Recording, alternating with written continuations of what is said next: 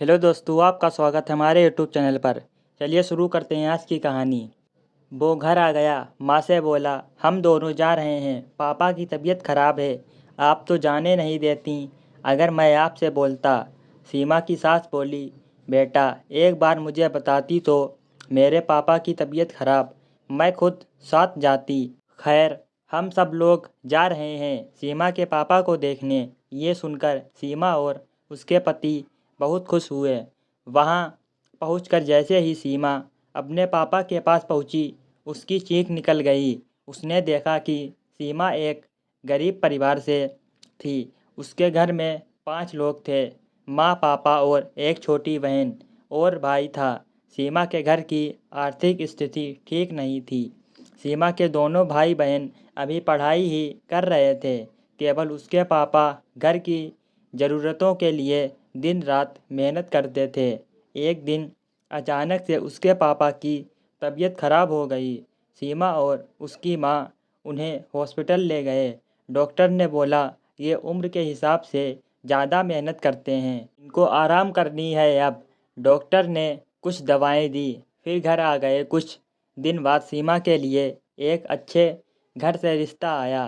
सीमा के माँ पापा को ये रिश्ता अच्छा लगा। लड़का जॉब करता था। सीमा के पापा ने सीमा की माँ से कहा, सीमा से पूछो उसे पसंद है यह रिश्ता और लड़का।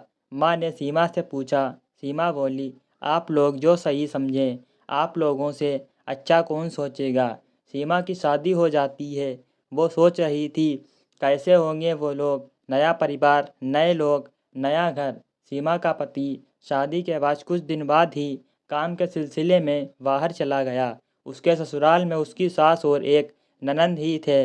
वो लोग कुछ अच्छा व्यवहार नहीं करते थे। बात बात पे सुनाना, घर का सारा काम उसी से कराना, छोटी छोटी गलती पे डांटना, ऐसे ही चलता रहा। थोड़े दिन बाद एक दिन सीमा अपनी सास से बोली, माँ जी मुझे अपने घर जाना है, बहुत दिन हो गए हैं। ये सुनकर सास की आंखें चढ़ गईं।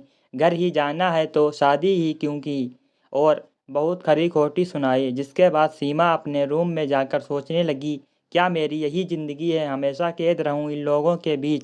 उसने अपने पति को सारी बात बताई। वो बोला, फिक्र मत करो, मैं माँ से बात करूँगा। कुछ दिन बाद सीमा के पापा की तबीयत बिगड़ गई। उसकी माँ ने उसे फ़ोन करके बताया। उसने अब की सीधा अपने पति को बताई सारी बात।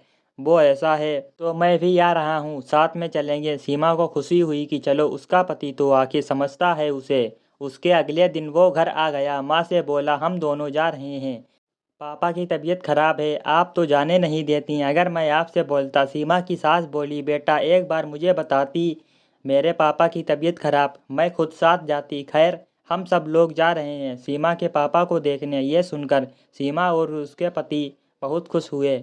वहां पहुंचकर जैसे ही सीमा अपने पापा के पास पहुंची, उसकी चीख निकल गई। उसने देखा कि उसके पापा की सांस नहीं जा रही है। उसके पति ने तुरंत डॉक्टर को बुलाया। फिर थोड़ी देर बाद उनकी तबीयत में सुधार आया। उसके 2 दिन बाद डॉक्टर ने छुट्टी कर दी। सारे लोग घर आए।